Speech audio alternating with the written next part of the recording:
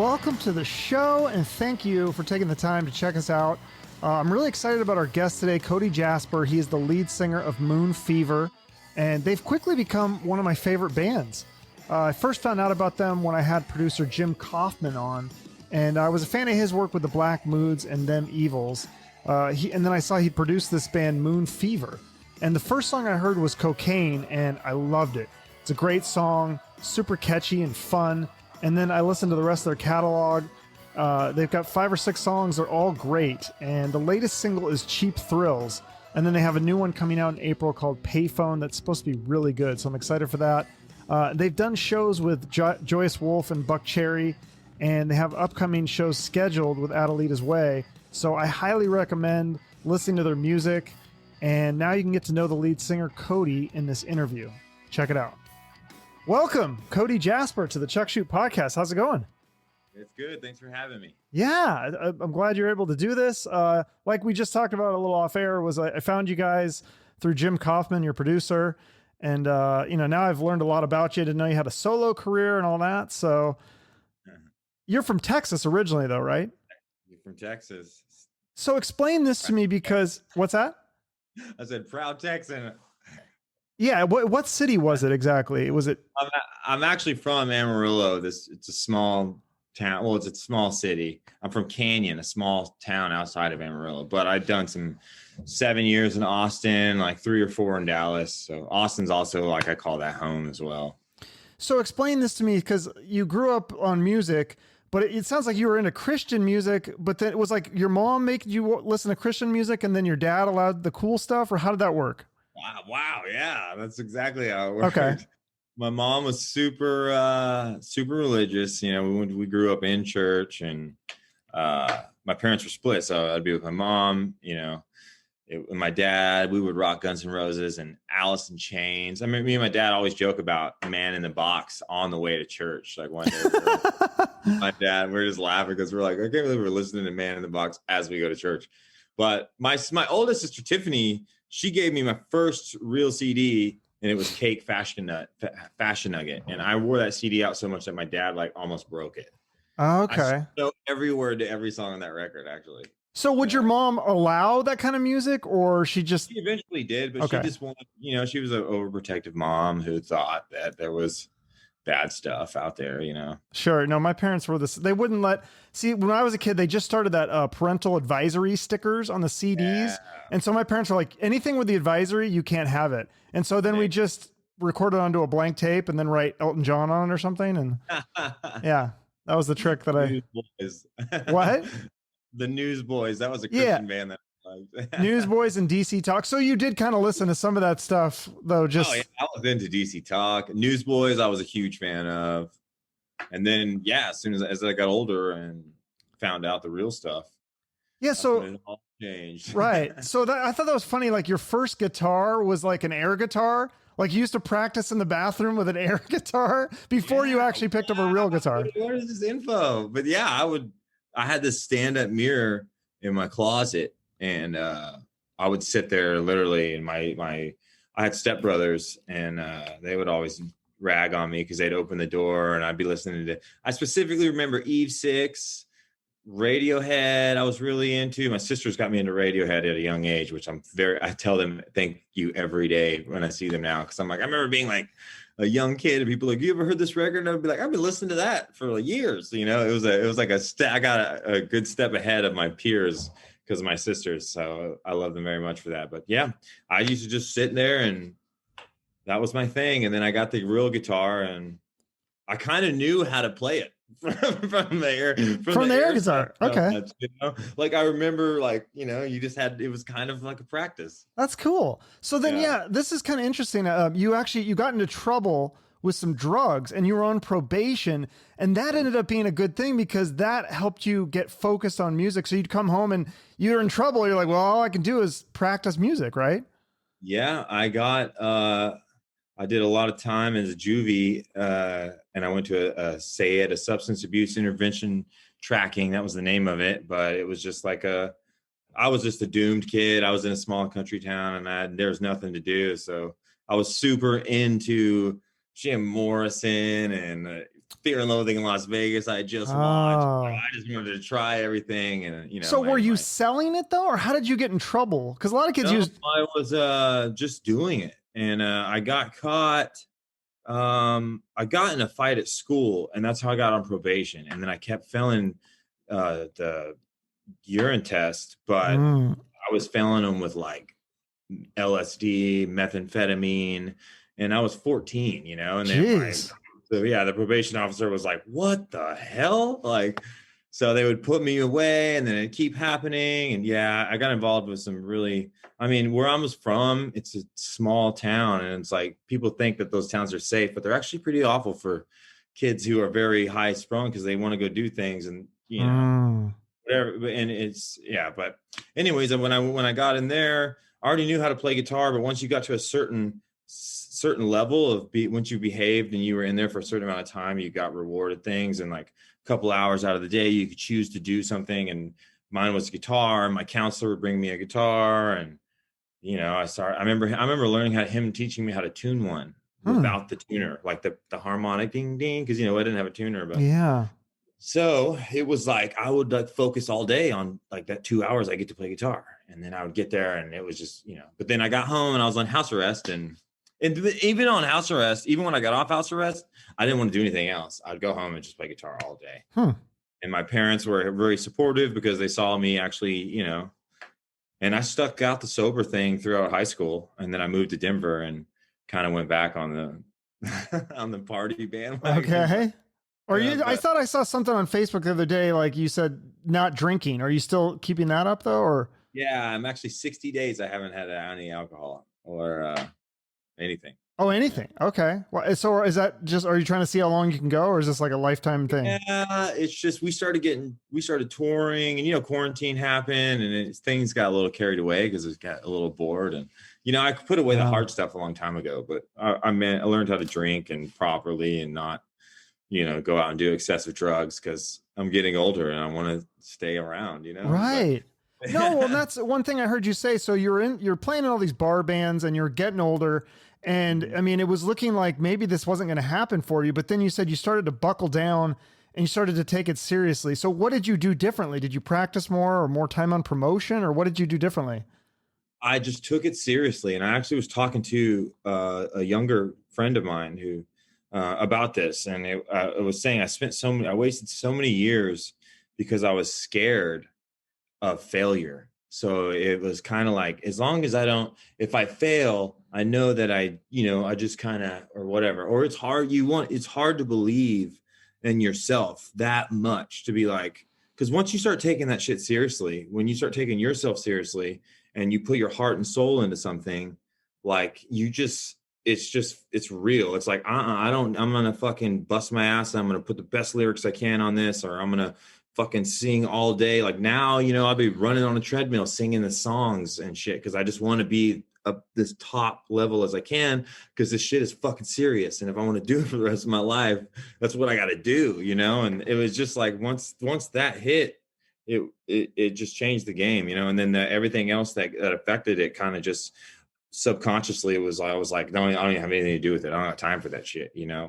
I'm trying to be in one of the hardest industries ever. And if I don't do this because I haven't done anything else with my life, I have nothing to fall back on. So I better fucking do it, Right. So did you have side jobs, or, I mean, you don't have a college I did. degree or anything, or?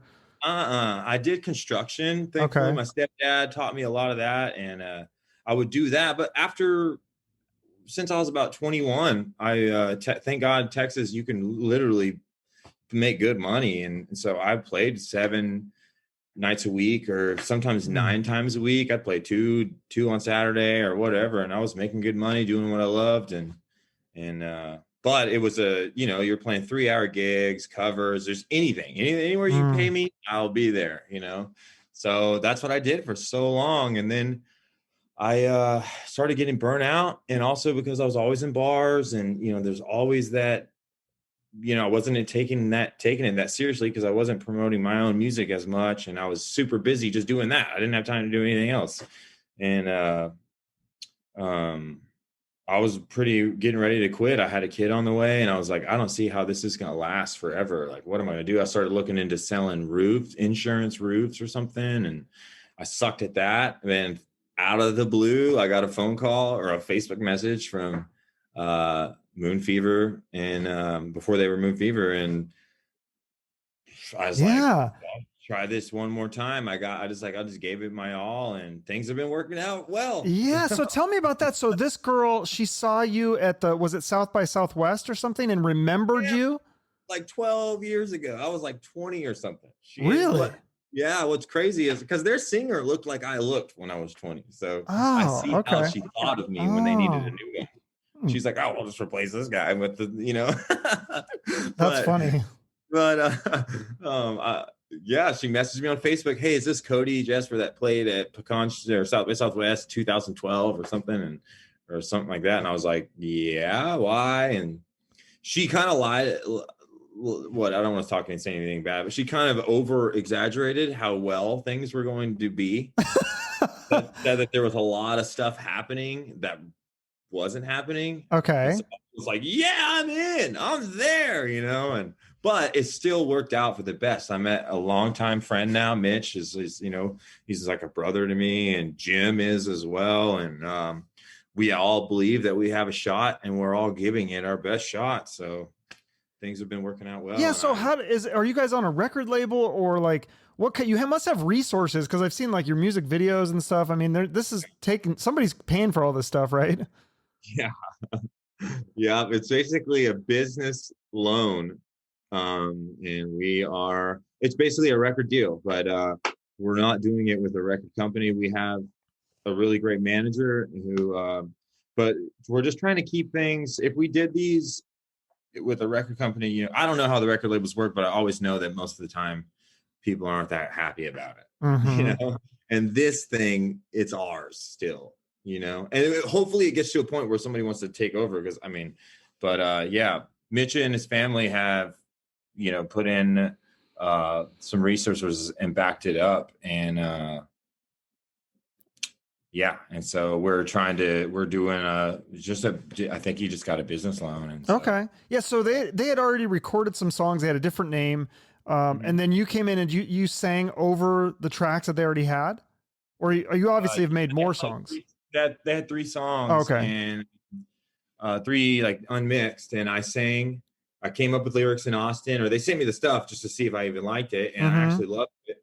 And I was kind of really interested I was really bored of the guitar too. I wasn't bored, it was just, I'm from Texas, and what I do is the blues thingy that Right. every Tex, you can find it all over the place there. You Mm-hmm. know what I mean? Mm-hmm. Nothing that special, but I just kind of I was in nowhere else to go, and I was also sucked into the Texas country thing. I was trying to do Texas country because I saw so Oh, many people making money and having great lives, and that's what they were doing. No matter, and so I was like, whatever, this is what I got to do, which is okay. a bad idea. So do you But like the rock better that you're doing? Because I listen to some of your solo stuff and it's more country blues, or do yeah, you like that stuff better?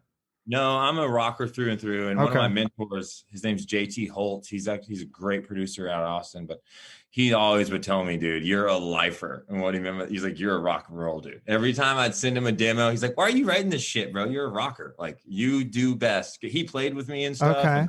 And he'd always be like, dude, your voice is where it's at. You got the rock and roll voice, and that's what you should do. And then Yeah. when I met Moon Fever, it was like, well, okay, this is it. Everything worked out well. And I got to become or work at something different. It was like a whole new avenue.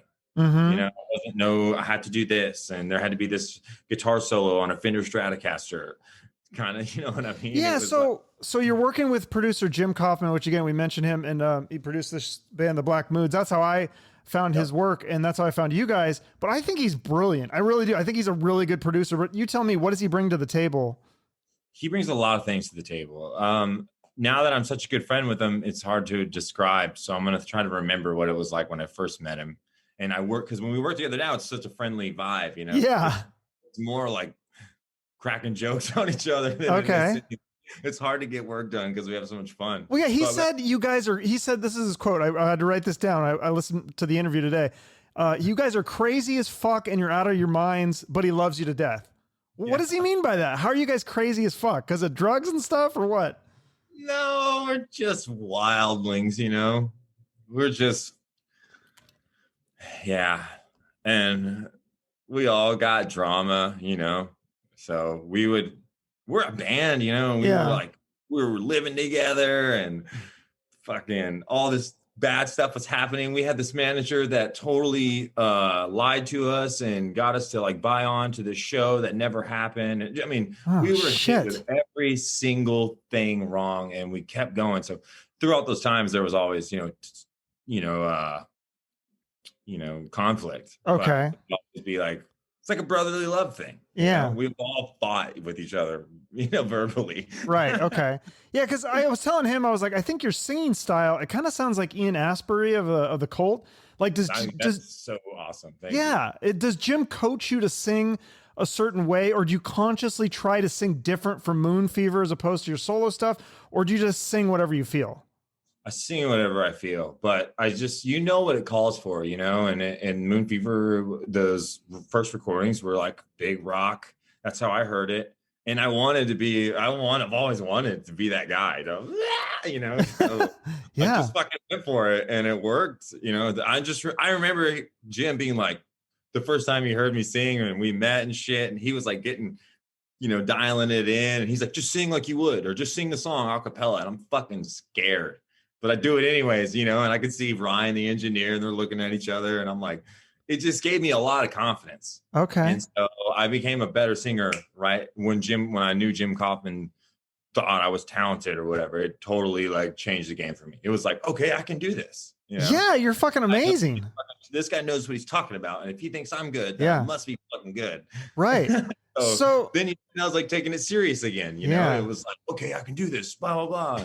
But he's a great, when I would write lyrics, like here's when the question you asked, he would make me tell him the lyrics before we would go sing it. So I'd walk in there with my bat thing and have to just say them out loud, which is pretty embarrassing. Like speak them, not singing. Yes. Okay. Yeah. So which makes you really think hard, because you're like, that sounds horrible. And then sometimes they'd be like, okay, but when you sing it, it makes sense.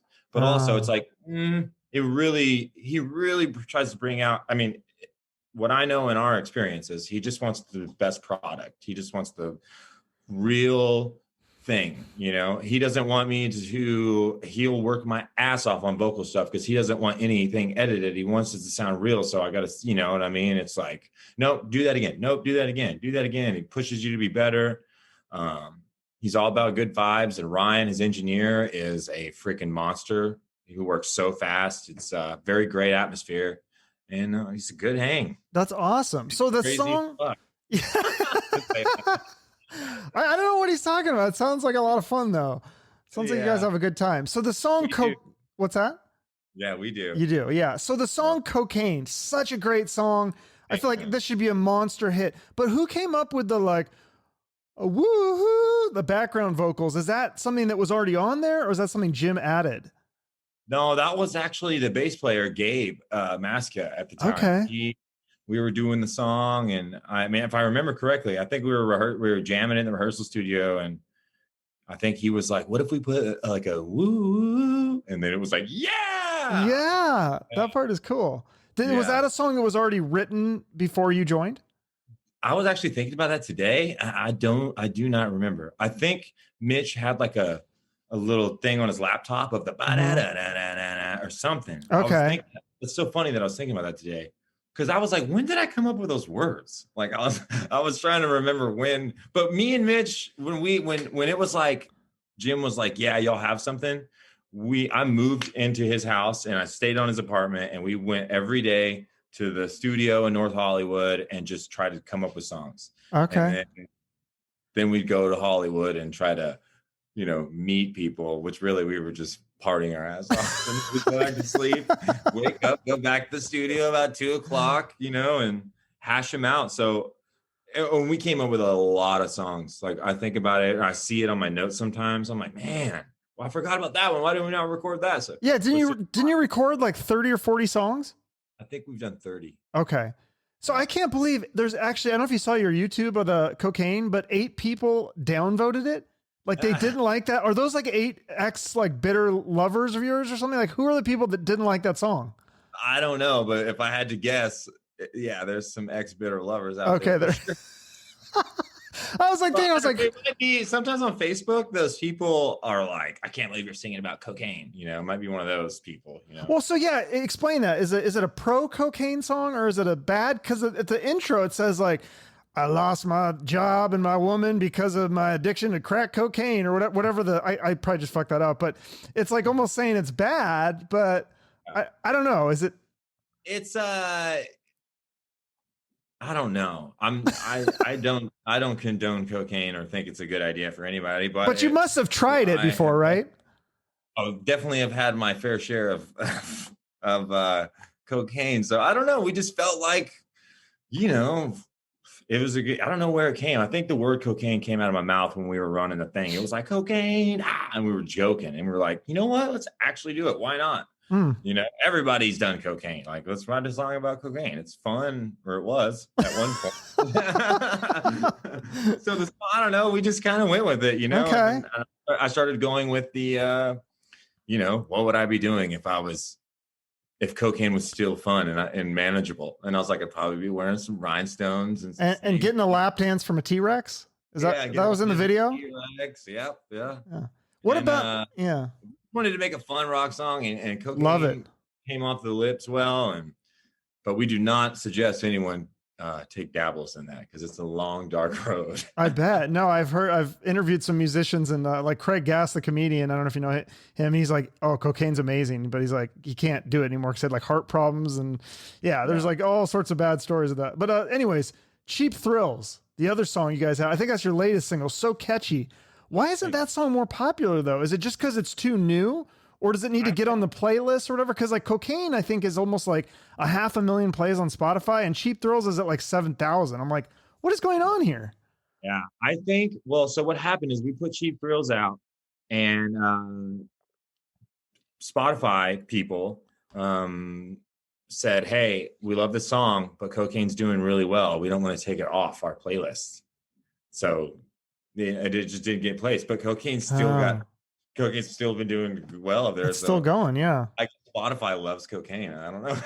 I guess so, yeah. The song or the. So you said that you weren't really feeling creative during the pandemic, because you already wrote 30 songs. But you said that you did write a song about the riots and the racism. What is that song called? Wow. Did you forget about it? Yeah. Shit. I mean, there's been a bunch, man. Oh, really? Yeah, I don't know. Well, and then it might be Little Black Houses. That song song's pretty. That sounds like a cool name. Pretty political. So you haven't recorded those yet, though? We done Little Black Houses, but it was on the newest batch. So okay. It's who knows when it's going to come out. I know we're dropping a new one soon and with the EP along with like 3 or 4 other new songs from the old batch, and then.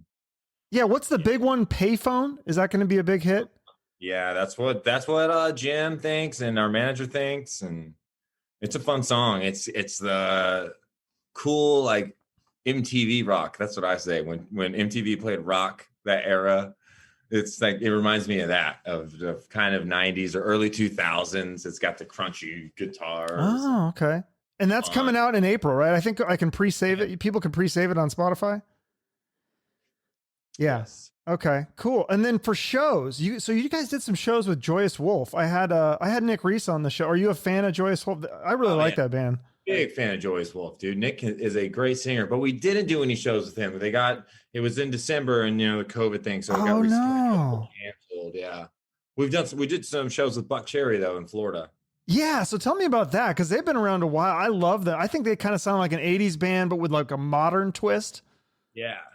Well, I, of course, was when Lit Up came out. I was a younger one, but I loved that song. Right. And I don't know. It was great. It was like, holy crap, we're playing with Buckcherry. Like, yes. Did your manager set that up? Did they reach out to you? Or? They did. We got on TKO, and that was the first thing he gave us was Buckcherry. And I'll tell you one thing, man. Those dudes, that first night, the first song they came out, we were like, oh shit, like that's how it's done. Those are some pros. They've been doing it forever. And when they come out on stage, it's like, boom, big rock. It was badass. Stevie D, the lead guitar player, is a monster. Hell of a guy too. Super nice guy. They're all super nice guys, man. They were super, yeah, just a great experience all around. I hope we get to play with them again. Yeah, I would definitely see that. I saw Buckcherry like once at like a festival or something, and it was just, like you said, they were so good. I was like, I like them, but even live, it's like times 10. It's crazy. Yeah. I did not think that they were gonna be that good live. I honestly didn't. And they came out, and it was like, whoa. Okay, we were like, okay, we got It's good to see. You know, it's been so long since we've seen a live band, and then we're trying to be a rock band, and to go see those guys really do it the like real way. It was humbling and motivating for sure. And then do you have some shows with Adelita's Way coming up? May 8th or 7th through like May 26th. We're going from like Nebraska, North Dakota, to all the way to freaking Maryland. Okay. And then are you going to add shows? Because I didn't. What's that? We're playing like every small town. Okay. Are you going to come to Arizona at all, or somewhere near Arizona where I could drive to? Because I would definitely come see that show. Not yet that I know of, but I think it's more and more that the states are opening back up, the more we'll come out there. Our booking agent knows we want to play as much as we can. So that's cool. Yeah, those are the only ones we have now. And we have a festival in Florida on the 10th of April. So what other bands are you a fan of that are out there now, like newer bands? Is there stuff that you're listening to? A ton of stuff. Where's my phone so I can see? I kind of suck at listening to music. Like I'm one of those people that can drive on a 5-hour drive and not play any music at all, or podcast or anything. I don't know why. You just play in silence. You just drive in silence? Silence, yeah, which is weird, and also maybe a good thing, because maybe I'm finally okay with being alone in my own thoughts. Which yeah, I guess that's a good thing. Yeah. Let's see. I have Daft Punk, Beatles, Joe Rogan Experience. That's my recent plays. Let's see here. So those are no new ones. But I'm trying to think of the new band. Oh, they're not new, but I'm in love with this band. Bikini Kill. Have you heard of Bikini Kill? No, I've never heard of them. It's an all-girl punk rock band from like the 80s. Okay. I'll have to check that out. They fucking rock, dude. There's a song called Rebel Girl, and it's like, it is punk rock. Yeah. The Subways, I've been listening to that. The Subways. Oh, what is that new band I just found out about? Oh man, they were so good. Oh, I gotta find their name. Have you heard of like some of the bands that like Joyous Wolf we mentioned, and then like I don't know, I've interviewed Of Limbo and Them Evils. I don't know if you're familiar with those guys. Yeah, those guys are awesome. Those are the homies. They also recorded Jim's, and Jake, the bass player. Me and him are like pen pals on Instagram. Oh, okay. I comment like on everything his. He comments on mine. He's just a funny guy, man. I've only met him once, but like we act like we're best friends. Okay. You know what I mean? Like I'm always like, yo, that's awesome, or that's fun, you know. That's nice. So with your style, like with the clothes and the look, because that used to be so important in the MTV era, and then I feel like it kind of went out the window with the streaming stuff because nobody saw that. But then now with social media, I feel like it's coming back again. Like you guys definitely have the cool kind of rock star look. Like, I mean, do you think that helps your band, or do you think that matters? I don't think it matters that much, but I think it is, the way I see it is we're there to put on a show. Like I'm not, I used to be worried about me, and now I understand that my job is to fucking do something for the people who pay $10 or whatever to be there. Right. And it's invigorating to wear crazy shit, and I like it. So right. Yeah, it's fun, you know, and I guess, and it helps, you know, people want to see a rock show, you know, it's like, give them a fucking rock show, wear a fucking onesie, dude, something, make it look cool and stuff. Put some glitter on, quit being a wuss, like just fucking do it, you know. Yeah, but I think it helps you sing better. Well, you got the look too. Like some of those pictures I'm looking at your Instagram, I mean, they almost look like a modeling pictures. Do you ever do modeling? No. Oh, that's crazy. I feel like that's something that could be like a side thing for you or something, or acting or something.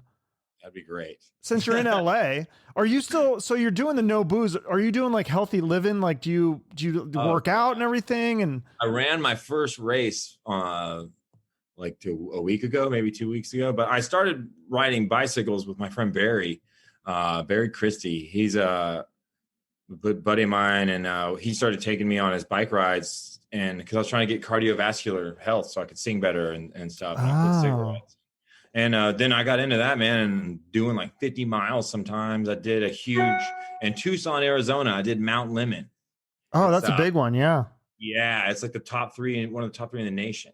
And so I got into that, and then I was working out and stuff, but now I'm into running because Barry, I've been traveling a lot, and he's the guy I ride with. And you know, you always got to have your stuff on, and just with running, you just put your tennis shoes on and get out the door. And I did 10 miles last time I was in LA in one day at one time. And I'm like, what? I used to not be able to run down my block. Like, well, that's great. Yeah. Now I try to run every day, but I got really sore after the race. I had COVID. And oh, you did? Yeah. And then I was clear from COVID, and I went to the store to get some running shoes. Cause I was like, I've been in bed for like 9 days. I'm like, I got to get back at it, you know? So I got the okay to get out. So I went to the store in my hometown to get some new running shoes. And I hear somebody talking about a race, and I'm like, hey, can I sign up for this race? And so I was coughing up. I had so much, but I still did it. I came in. Oh, so you had like the real symptoms. Did you have loss of taste and smell and everything? I've had COVID twice. And I didn't know that was possible. Me neither. But they say, and the doctor at the hospital, they had no idea what to tell me. They were like, either you caught another strand or you're a long hauler, which is like, it will just flare up when it wants. Oh, shit. Like, what? Because no one that was with me got it. And wow. I had it, but so it wasn't contagious to the people I was with, or they just, I don't know. But yeah, I had it. And it was horrible this time. So do they tell you, would it help to get the vaccine at this point, or is it too late? Well, they say that I got the antibodies, but then but if I had the antibodies, how did I get sick again? Yeah, that doesn't make any sense. Yeah. That's crazy. Yeah. I thought about getting the vaccine, but then I'm also like, well, I mean, I've kicked it twice. I guess so. So I saw a picture on your Instagram where you ran in. How did you meet Jerry Cantrell? Was that just random, or did you like? Yes, that was random. I was at Black Rabbit Rose. God bless that place. I wish it's been a while in Hollywood. And I was with my sister, and I walked by, and he was standing there, and I totally flipped out, and I think he enjoyed it. Like, I talked to him for a while. But like, you know, it's Hollywood, and everybody's kind of pretentious there. And I literally like did the double take, and I was like, holy fuck, you're Jerry Cantrell. That is awesome. I was like, dude, you know, and I think he enjoyed it because, you know, a lot of people out here, it probably doesn't happen that much. You know? No, I feel like people in LA are too cool for that. I'm not. I mean, I walk right up to the people. I don't care. Jerry Cantrell. Yeah, I mean, how do you not ask for pictures? I feel like it's kind of like frowned upon in LA to ask for pictures and stuff. I'm like, I got to get a picture. Like this is a huge famous person. I don't see that a lot in Phoenix. So he was cool, and he was apparently going to come to my show the next night. I had a show there at Black Rabbit the next day. He didn't come. Oh, but he still told me he would, and we talked for a minute. So he was. Yeah, that's pretty cool. I didn't talk to him anymore because I left the situation. Okay, fair enough. He was like, sit down, you know, like totally. Wow. Super great. What about, and then you saw Gary Clark too. Was that random as well? No, from Austin, man. We just, before, I mean, he was always pretty big, but I mean, we just knew each other from Austin, and he's a super nice guy, and he's always supporting Austin people. So. Oh, so you actually know him. That wasn't just a random run-in on the street or something. Yeah. I mean, I know him like just from being in Austin, and, you know, we'd run into each other, and he's heard me play and shit, but he got big as soon as I got out there, so I never really got a chance to be like his homie. Okay. But he knows of me, and like when I was in Venice, when I took that picture of him, he was just out there hanging out by himself, literally just by himself at the bar. And I'm like, "What's up?" And he remembered me. And he's like, "How are you doing?" He actually listened to some of my demos, and we had a good cool. We had a good time. He's his guitar player, Eric Zapata. He was a like a mentor to me as well, or just a good friend. You know, I bought some gear from him. Austin people are like, there's this thing where you get like these awesome vintage guitars that would cost a ton of money to collectors, but there's like this secret scene in Austin where like the people who play them, you sell them to each other for an affordable price. Like I got a guitar from Eric Zapata for $2,500. That's like, I would have never been able to get. And it took like, I paid him off in like 6 months. You know what I mean? It was like $500 here, but I got to play it. You know what I'm saying? That's cool. Like crazy fuzz pedals, you know, he'd be like, yeah, man, you know, Austin Vintage Guitars. He worked up there, and it was cool. They were just great people, and they just supported everybody. You know, it was cool. I got some awesome gear because of the loan finance program. Okay. So do you go back and forth between Texas and LA? Because you're just visiting LA right now, right? Yeah, visiting. But me and Mitch lived out here, and as soon as the pandemic happened, I was like, I'm gonna go back to my hometown because I don't know if the world's ending or not, and there's land and guns out there, Right. Yeah. And so, and then he just came with me after a while. He came to visit. He's like, screw it, LA. His lease was up in LA, and he didn't want to pay a bunch of money to live somewhere he couldn't do anything. Yeah, a lot of people seem to be moving to Austin and Texas. Out of California. I mean, it's cheap out there, no income tax, Yeah, none of that stuff. I mean, it's kind of like Arizona, I bet. I mean, I think I love Arizona. I love it too. Yeah, I hope you can come and do a show here. I'd love to come see you. I'm gonna be in Tucson in like a week. My buddy Barry, he's in Tucson, riding bikes all week long, and so I'm going down there as soon as I get back from LA. And I'm going to ride like for 5 days straight with him if I can keep up. Okay. You should just come up and just do like a solo acoustic show somewhere just for the hell of it. That'd be awesome. Yeah, man. That would be great. That'd be fun. So when you, like I noticed on your Facebook, like you have some political posts. Do you worry that might alienate some of your fan base at all? Or yeah, sometimes I don't care. And I'm very sarcastic on Facebook. So, okay. Yeah. Some of it's just whatever, but yeah. Like, does your manager get mad about that? Does your manager get mad about that or anything? Or he hasn't said anything yet. Okay, well, that's good. That's good. That's a good thing. So yeah, speaking of political things, I did want to get your take on this too, because you're from Texas and the South or whatever. Like, did you hear the recent thing with Kenny Wayne Shepherd, where he won this award from the Blues Foundation, but then they took it away because he had the Dukes of Hazzard car, you didn't hear about this? Yeah, it was like a big thing. And then but I guess he had bought the Dukes of Hazzard car, but then he covered the flag, but they still said, no, we're taking away this award. That's weird. Yeah. I mean, I don't know. People always talk about the Confederate flag and it means this, it's not racist. Yeah. And I don't know that. I mean, I know it doesn't, but I mean, it's such a problem. I think people should just be like, just drop it, dude. Right. It's not that important. It's just a flag from the back in the day, it was cool on a Skinner record, but now people think, it's racist. So, I mean, I look at it and I'm like, oh my God. Like I see people with it on their trucks and shit where I'm from. And I'm just like, no, that was weird. I remember when I went to like North Carolina, I think it was North Carolina, and I went into a store and they just had all this Confederate flag, like merchandise. And I was like, this is so weird. Cause like where I'm from, Seattle originally, they would not have that stuff anywhere. So at this point now, it is like being pretty much, it's causing conflict because people think it supports racism. People think that maybe you don't, but the world does. So you walking around shoving it in people's face is just antagonizing and kind of racist, I guess, because you're like, I know you think this means racism. Ha, ha, ha, ha, Yeah. It's like, if you know it's going to piss people off, why not just... Yeah. It's not worth it. I'm from Texas, but I am not that redneck. You're not... Okay, that's good. So I do like to end each episode with a charity. I can't remember if hopefully I told you that. Is there a charity that you work with you want to give a shout out to? The Freedom and Music Project. Oh, what's that? That's when you mentioned me, like when I was in juvie and stuff when I was a kid, there's a company out of New Mexico, Phil and Linda, they run it. And I used to I even went to the juvenile that I was in, and I played for the kids and I talked to them and gave them a little speech about like, hey, get out of here and focus on what you want to do and blah, blah, blah. I mean, I was doomed for prison. I was a bad kid. I was smoking meth at 14. Like, come on, that was horrible.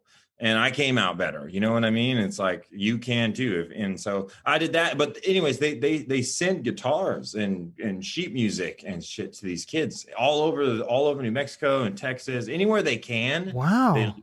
And like, they truly believe that music saves lives. I mean, fuck, it saved mine. That's amazing. Freedom Music Project. I love it. That's great. Well, I think your band is really talented. I think you're a rising star. Like, what do you want for the future of Moon Fever? Because I could see you guys opening for like Guns N' Roses or something. That's what I want for the future of Moon Fever. Anything like that, man. I want to feel what it feels like to play an arena. I want to feel what it feels like, you know? Yeah. And the more we've been playing, like, honestly, I've played for a long time, but those Buckcherry shows were the coolest shit I ever did in my life. Are those the biggest shows you've done? Yeah, man, I think so. I mean, they were just we played this show in St. Petersburg, man, and the crowd was big and it was loud and the energy was just like, wow. And so it gave me that taste of like, I want to, you know, and then that's when it was like, holy shit, we're an act. We're a live rock show. Like we got to like blow these people's minds. Like how fucking cool is that?